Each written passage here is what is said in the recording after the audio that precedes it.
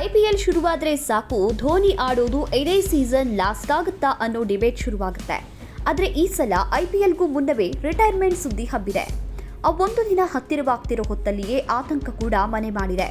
ಕತ್ತಲು, ಸಿಡಿಲು, ಮಳೆಯ ನಡುವೆ ಭಾರವಾದ ಹೆಜ್ಜೆ, ಬ್ಯಾಕ್ಗ್ರೌಂಡ್ನಲ್ಲಿ ಮನಸ್ಸಿಗೆ ತಾಗಿಸೋ ಲಿರಿಕ್ಸ್.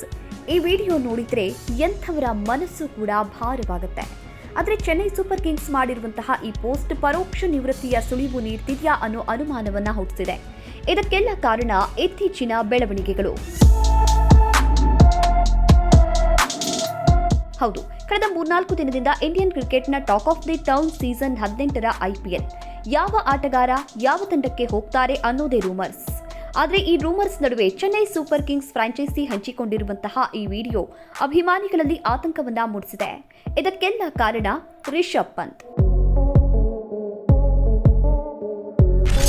2025ರ ಐಪಿಎಲ್ಗೂ ಮುನ್ನವೇ ಧೋನಿ ರಿಟೈರ್ಮೆಂಟ್. ಪಂತ್ ಅಂತೆ ಜೊತೆ ಧೋನಿ ರಿಟೈರ್ಮೆಂಟ್ ಸದ್ದು. ಪ್ರತಿ ಸೀಸನ್ ಶುರುವಾದಾಗಲೂ ಧೋನಿ ನಿವೃತ್ತಿಯ ಸುದ್ದಿ ಸದ್ದು ಮಾಡುತ್ತೆ. ಆದರೆ ಈ ಸಲ ಐಪಿಎಲ್ ಆರಂಭಕ್ಕೂ ಮುನ್ನವೇ ಸದ್ದು ಮಾಡ್ತಿದೆ. ಇದಕ್ಕೆಲ್ಲ ಕಾರಣ ರಿಟೈರ್ ವಿಂಡೋ ಟ್ರೆಂಡಿಂಗ್ ವಿಷಯವಾಗಿದೆ. ಈಗಾಗಲೇ ಈ ವಿಚಾರವಾಗಿ ಡೆಲ್ಲಿ ಕ್ಯಾಪಿಟಲ್ಸ್ ರಿಷಬ್ ಪಂತ್ ರಿಟೈರ್ಗೆ ಮನಸ್ಸು ಮಾಡಿಲ್ಲ.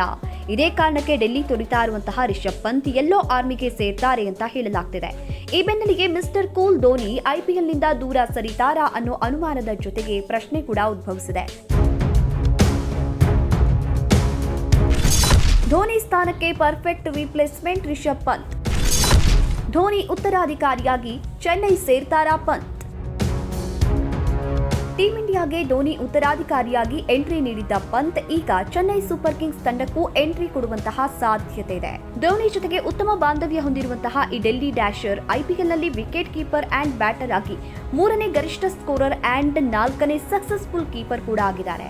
ವಿಕೆಟ್ ಹಿಂದೆ ಅದ್ಭುತ ಗೇಮ್ ರೀಡರ್ ಆಗಿರುವಂತಹ ಪಂತ್ ಅದ್ಭುತ ನಾಯಕತ್ವದ ಗುಣಗಳನ್ನ ಹೊಂದಿದ್ದಾರೆ. ಈ ಕಾರಣಕ್ಕೆ ಧೋನಿಗೆ ಪರ್ಫೆಕ್ಟ್ ರಿಪ್ಲೇಸ್ಮೆಂಟ್ ಅಂತ ಅನ್ನಲಾಗ್ತಿದೆ. ಅಷ್ಟೇ ಅಲ್ಲ, ಈಗಾಗಲೇ ಧೋನಿಯ ಕ್ರಿಕೆಟ್ ಕರಿಯರ್ ಯುಗಾಂತ್ಯಕ್ಕೆ ತಲುಪಿದೆ. ಕಳೆದ 2 ಸೀಸನ್ಗಳಿಂದ ಇಂಜುರಿ ನೋವಿನಲ್ಲಿಯೇ ವಿಕೆಟ್ ಕೀಪಿಂಗ್ ಅಂಡ್ ಬ್ಯಾಟಿಂಗ್ ಮಾಡ್ತಿದ್ದಾರೆ. ಈ ಕಾರಣಕ್ಕೆ ಧೋನಿ ಸೀಸನ್ 18ರ ಆರಂಭಕ್ಕೂ ಮುನ್ನವೇ ಗುಡ್ ಬೈ ಹೇಳ್ತಾರಾ ಅನ್ನೋ ಅನುಮಾನವನ್ನ ಮೂಡಿಸಿದೆ. ಒಂದ್ ಕಡೆ ಧೋನಿಯ ಸೀಸನ್ 18ರ ಐಪಿಎಲ್ ಆಡೋದು ಡೌಟ್ ಅಂತ ಹೇಳಲಾಗ್ತಾ ಇದೆ. ಈ ಹೊತ್ತಲ್ಲಿಗೆ ಆ ದಿನಾಂಕವೊಂದು ಫ್ಯಾನ್ಸ್ ಮನದಲ್ಲಿ ಆತಂಕವನ್ನ ಮೂಡಿಸಿದೆ. ಅದೇ ಆಗಸ್ಟ್ 15. ಹೌದು, 2020 ಆಗಸ್ಟ್ 15 ನೆನಪಿರಬೇಕು. ಇದೇ ದಿನವೇ ಧೋನಿ ಎಲ್ಲ ಅಂತಾರಾಷ್ಟ್ರೀಯ ಕ್ರಿಕೆಟ್ಗೆ ಗುಡ್ ಬೈ ಹೇಳಿದ್ದಂತಹ ದಿನ.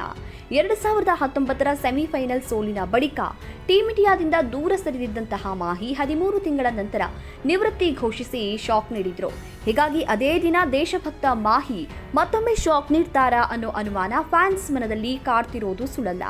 ಆದರೆ ತವರಿನ ಅಭಿಮಾನಿಗಳ ಮುಂದಿಗೆ ನಿವೃತ್ತಿ ಘೋಷಿಸೋ ಬಯಕೆ ಹೊಂದಿರೋ ಮಾಹಿ ಇಂಥದ್ದೊಂದು ಕಠಿಣ ನಿರ್ಧಾರವನ್ನ ತೆಗೆದುಕೊಳ್ತಾರಾ ಅನ್ನೋದನ್ನ ಕಾದು ನೋಡಬೇಕಾಗಿದೆ.